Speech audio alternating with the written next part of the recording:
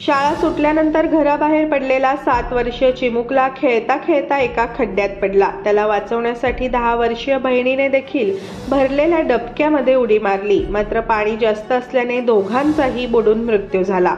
ही दुर्दैवी घटना छत्रपती संभाजीनगर शहरातील बजाज नगरमध्ये घडली आहे।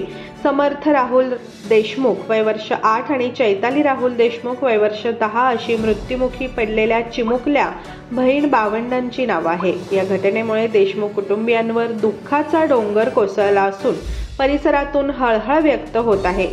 मिळालेल्या माहितीनुसार राहुल देशमुख आणि पत्नी 2 चिमुकल्यांसह वाळूज महानगरातल्या बजाज नगरमधील इंद्रप्रस्थ कॉलनीमध्ये भाड्याने राहतात। त्यांना चैताली आणि समर्थ ही 2 मुले आहेत। चैताली 4थीत तर समर्थ 2ऱ्या वर्षात शिकत होता।